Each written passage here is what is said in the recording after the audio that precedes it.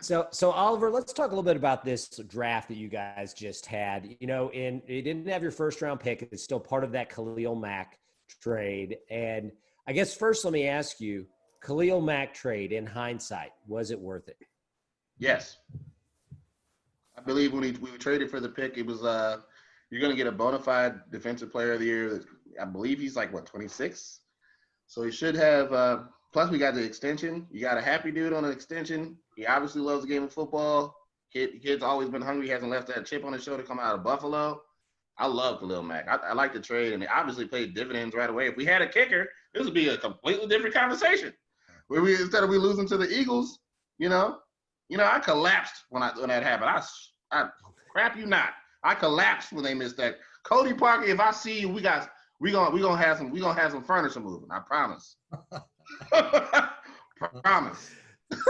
So it looks like in this draft, you guys went with Cole Kmet from Notre Dame, a tight end in the round. Arlington Heights, Illinois. What up?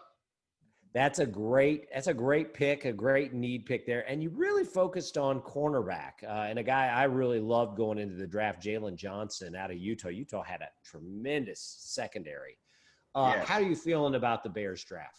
I like Jalen Johnson. I'm glad you said that, man. He's going to be a good corner. He had a shoulder problem, but that's the only concern. That's literally the only thing that makes me concerned about that. But the one thing when I look at like USC when I look at people coming out of the Pac-12, their DBs, how did you do against USC? Because they always had really good receivers. When you watch the tape of like the Pac-12, and when Utah playing against anybody, they're throwing away from Jalen Johnson. And USC had Michael Pittman, who went second round, I believe, to your Colts, right? Mm-hmm. They didn't throw the ball against Jalen Johnson. They were moving around in the slot. They didn't throw the ball against him at all. So he should be pretty good. And I also like to get out of Southern that they got what's his name? Kendall. Vildor. Yeah. Kendall Vildor. Yeah, he can run, man. He's like, we have a lot of, what I like about the Bears scouting department, man, they think out the box a little bit. Peanut was out of a small school. They got Tariq Cohen out of a small HBCU, historic Black College University. Same thing with Kendall. He's from, I guess Georgia Southern is not. I was thinking it was Southern. Georgia Southern is actually out of Atlanta. Never mind. But either way, it's a smaller school prospect. He's got a 40-inch vert, man. He can run. I think he's under their 4.3. He might be able to play some ball on some special teams, see what he can do on some punt returns. I'd like to see what's up with that. So he's a little bit I think for him to make the team and stay on the team for like the rest of his duration of his rookie contract, he probably have to contribute on special teams. But I think he can do that. Could be a gunner on the kickoff team too.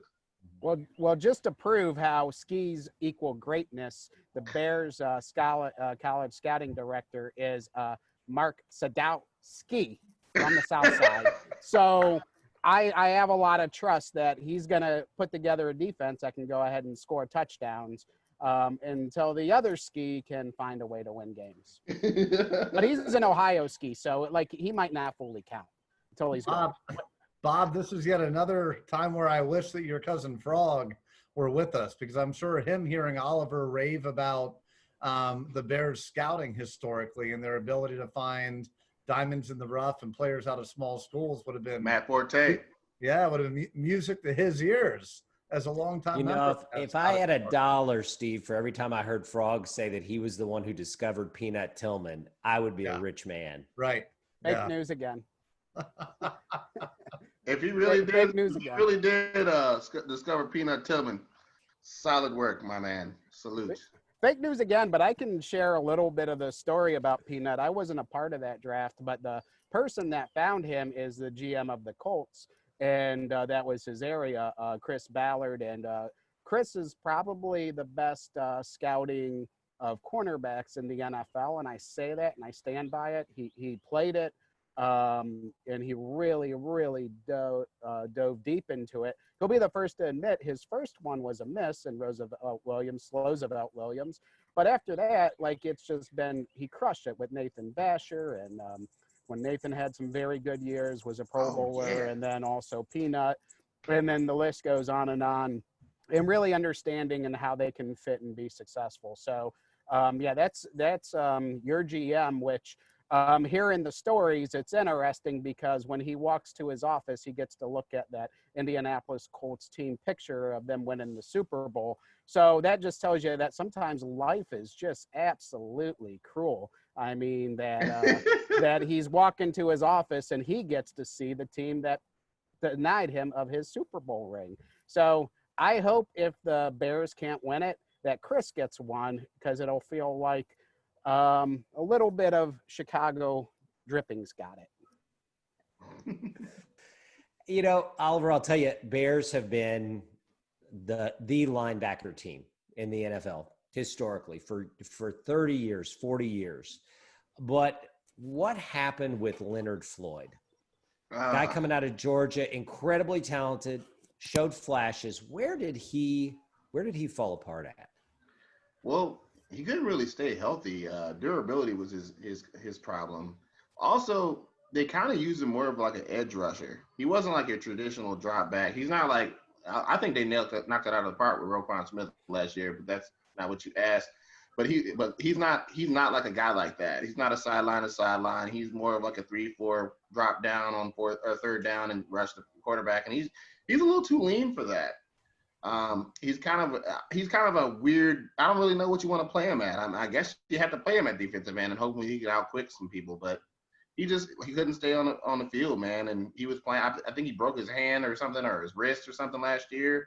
So he's playing with a club. And defensive. If you're gonna play on the defensive side of the ball, especially on the line, your hands are everything. If you can't use your hands, you're playing one-handed, man. And that's basically it. I thought he played tough. He played. I believe he had some pins in that wrist. I mean, I know one thing. If I had pins in my wrist, I wouldn't pick up a pen. You gonna have to email me, brother.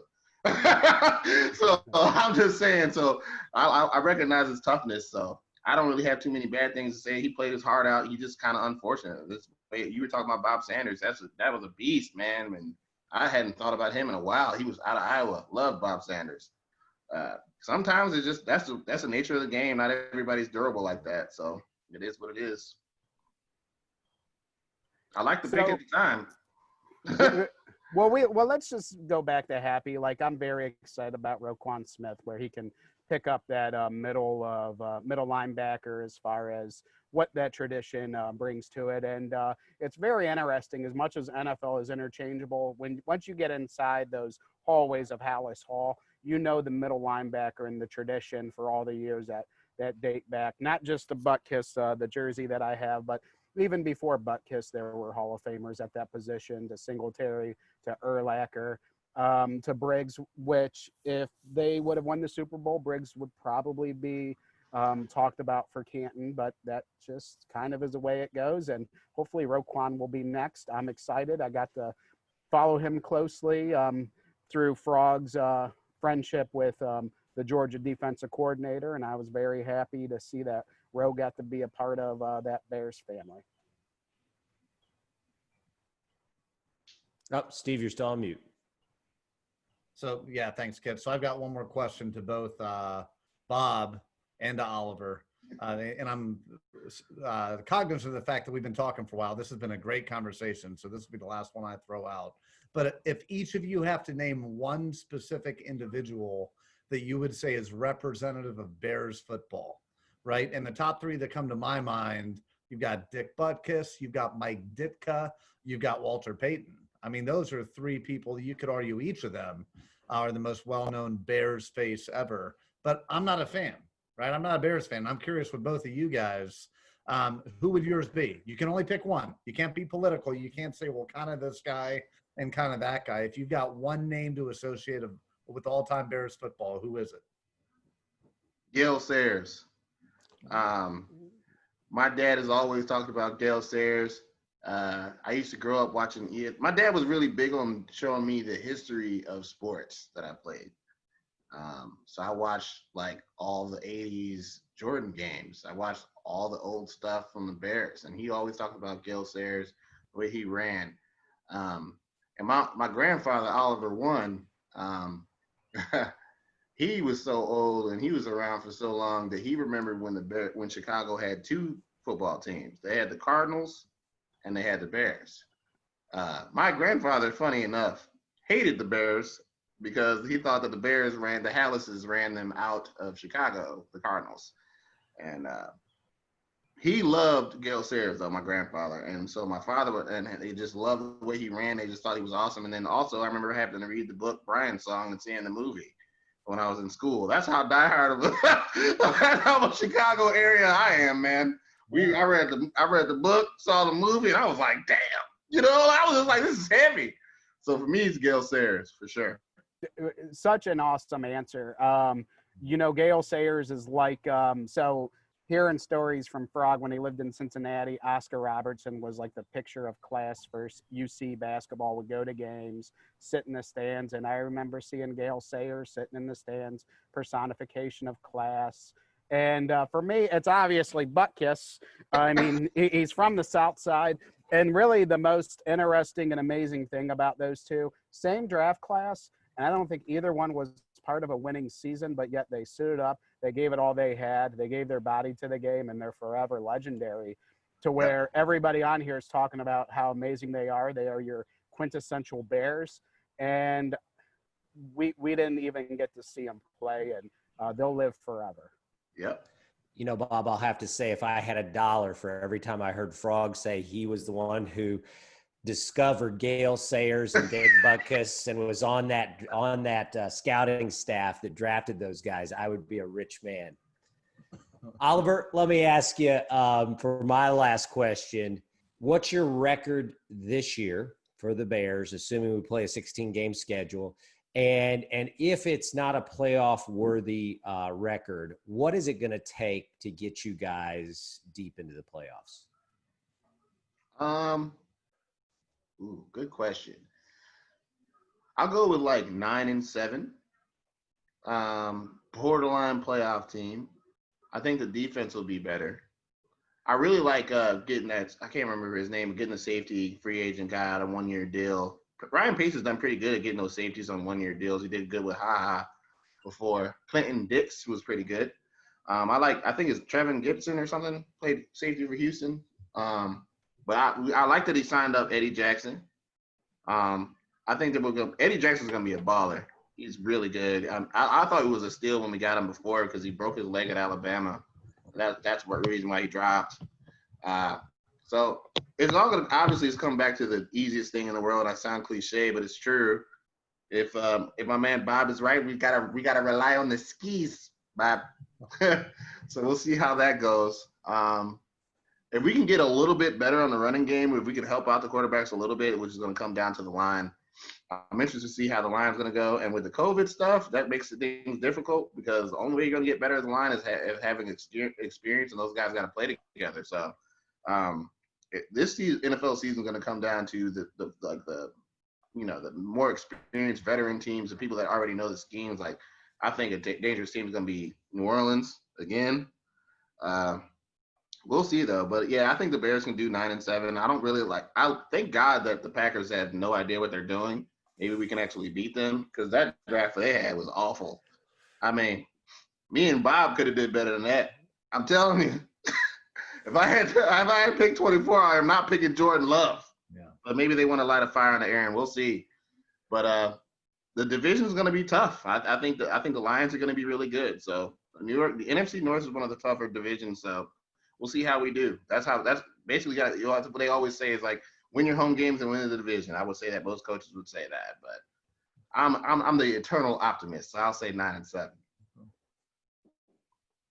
Well, absolutely, Ski has to come in big, and when he does, and I'm saying when he does, 18-1. 18-1. They're gonna lose some game that you don't expect around week 13, week 14, and it's just so that way Miami can keep toasting. I mean, it's good that you want them to have something to live for, as they're getting a little bit older in age. We were wanting to retire them in 2006 and in 85, but they can keep toasting. 18-1. A Ski will come in huge this year. I feel, Bob, I got to say, I think Don Shula will be toasting up in heaven probably by week 2 or 3, actually, when it comes to the Bears breaking their record. Listen, Oliver, you were awesome, man. I love your enthusiasm and your passion for Bears football. Love your hugging stories. For my co-host, Bob Rabowski, and Steve True North, we'll miss Frog this week, but I'm sure we'll have him back on next week. We want to thank you very much for joining us. Take care and stay safe, Oliver. Hey, it was been a pleasure to talk with you guys, man. Anytime we want to have you back on, I had a blast, guys. Thank you.